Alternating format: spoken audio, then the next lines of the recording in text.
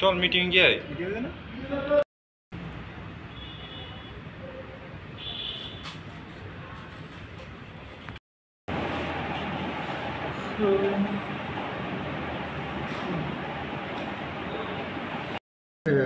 গতকালকে আমরা একটা ইনফরমেশন পেয়েছিলাম যে গত পরশু দিন রাত্রিবেলা আনুমানিক 3টার পরে আমাদের সার্কিট হাউসের কাছ থেকে একটা অ্যাপার্টমেন্টের সামনে একজন পলু টাওয়ারের কর্মচারী ভাড়া থাকে।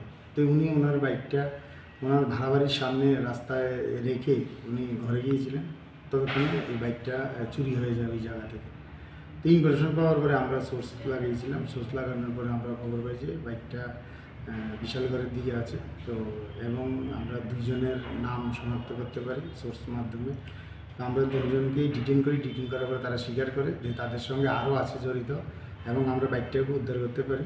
তো আজকে আমরা একটা মামলা নিয়েছি কমপ্লেন্টের লিখিত অভিযোগ মূলে। তো আজকে আমরা তাদের কোর্টে প্রেরণ করছি এবং 5 দিনের রিমান্ড চাইছি। তাদের যে সহযোগী আছে আরও তার পুরো গ্যাংটাকে আমরা আটক করার জন্য। আর একটা কেস আমাদের একটা পুরানো কেস ছিল, আগের কেসটা 49 নম্বর কেস।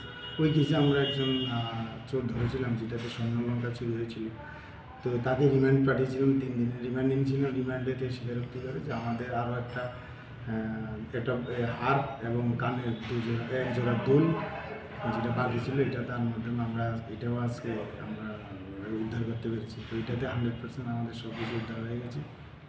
আমরা আজকে তাকে কোর্টে প্রোডাকশন করছি। নামগুলো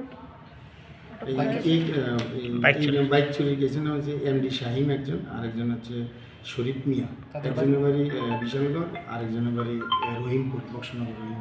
বাইকটা কোথা থেকে চুরি হয়েছিল বলেছিল?